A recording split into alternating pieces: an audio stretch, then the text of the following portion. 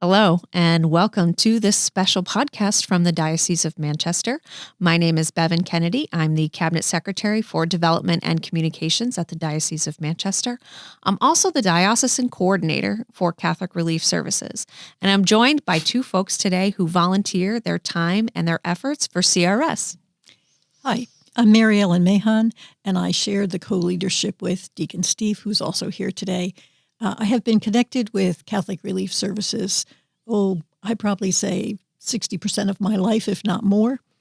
First as a catechist in a parish, and then as a catechetical leader, and then ultimately as connected with the National Council of Catholic Women, who also were very much rooted in CRS and partners with them. And I'm happy to be part of the diocesan chapter, and we'll talk about that a little later. All right. Hello, my name is Deacon Steve Koenig. I'm assigned to the Miraculous Medal Parish in Hampton, Our Lady of the Miraculous Medal. I've been associated with Catholic Relief Services now for just over 15 years, and very excited to be part of CRS in many different ways. I initially had been introduced to CRS by my uncle and godfather, as well as his wife, my aunt. And they had been associated with various international relief agencies and had, when they found the right match, it was a match made in heaven, literally. I had been associated with Amnesty International for about 25 years in various capacities, starting after I left college, and was very interested in fighting for human rights, specifically torture in the case of Amnesty.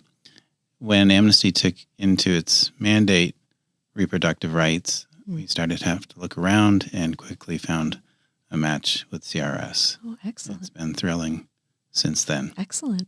So, Mary Ellen, do you want to tell us a little bit about the work of Catholic Relief Services? Sure. Catholic Relief Services really extends help to anyone in need in over 120 countries and serving more than 250 million people. They have been certainly an international force in terms of helping people get through some difficult situations, natural disasters, conflict, and just in terms of being there, they are usually among the first responders.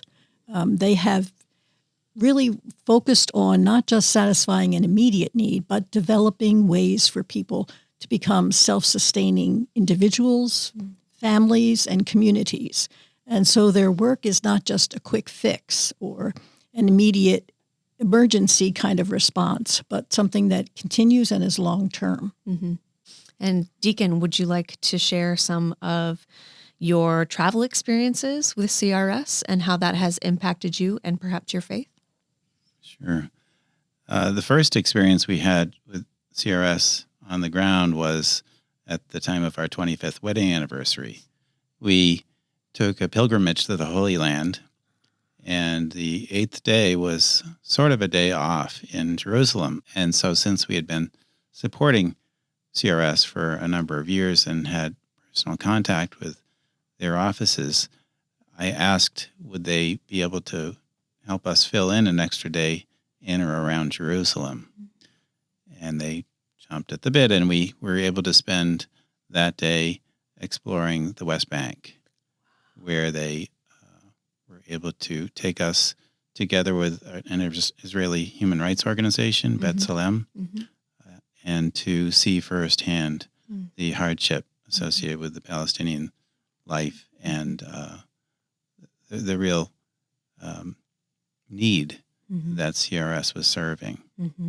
We got to see firsthand that in every case, Catholic Relief Services serves through a partner agency on the ground. The nature of Catholic Relief Services is a little bit foreign to what most American Catholics know.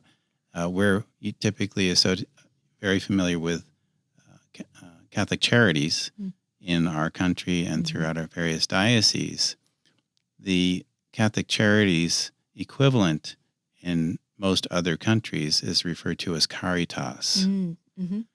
And for instance, Caritas Jerusalem was the one we were dealing with when we went to the Holy Land and the West Bank, we see that Catholic Relief Services is only supplying support and energy and finance to the local Caritas organization. And so subsequent to that first visit with CRS, I was asked if I wanted to go to Lebanon, where my ancestors came from. Wow. At the turn of the 20th century. Mm.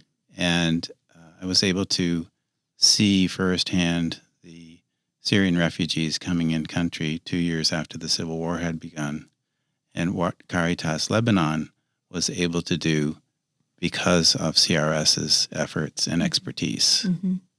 And they're filling basic human needs, emergency shelter, water, food. And I think what's important that we often should reference is that the work of CRS, even though it is abroad, it is something we all are called to do. We are all called to help our neighbors in need.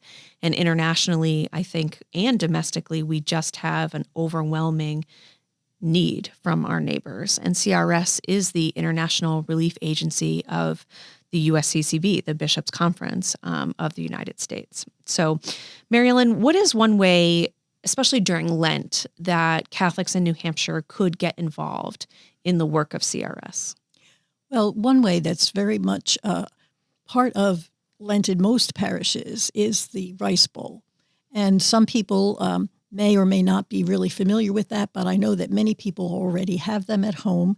They come in a flat kind of format, but with a little bit of work and crafting, you turn it into a little bank. And inside the flattened box, before you create it into a little bank, is a paper that's a calendar, really, that offers suggestions for some reflection thoughts or perhaps for an activity and an action that people can do, and donations that they can put into the little rice bowl, and also suggestions for meatless meals, so that throughout Lent to begin to identify with people who experience a lot of hunger, insecurity. Mm-hmm. And so the recipes are from around the world. They're quite interesting. Mm-hmm. So you learn what things taste like in other countries, and you develop a taste for perhaps items that you wouldn't even think of putting on your plate or in your bowl. Mm-hmm.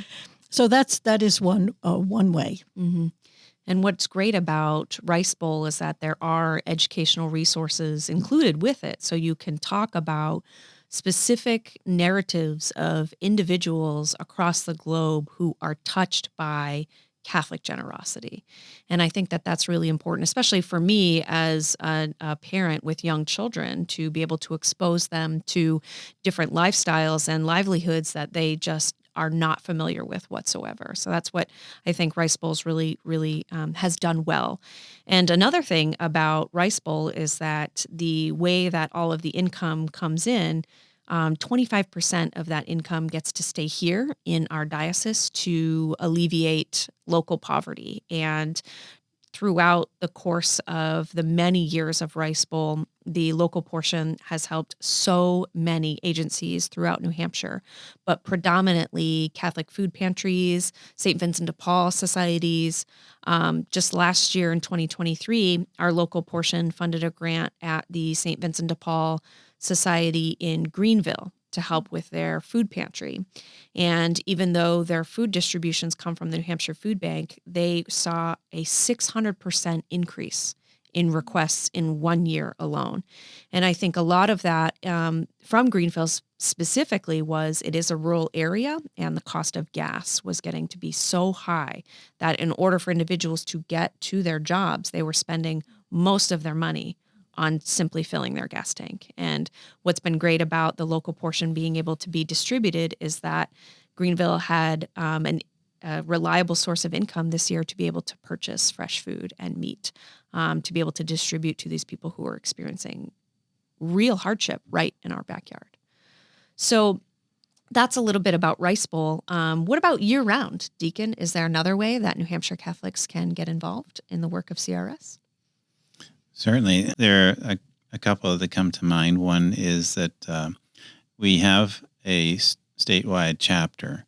A chapter is a group of local CRS volunteers and supporters that come together to work on making CRS's work known, as well as advocating before members of Congress. Mm.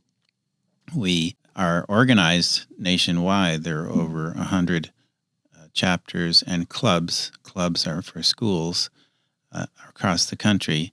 And every month we gather together on a conference, Zoom, hear from a presenter, and learn about the various issues that are affecting chapters across the country.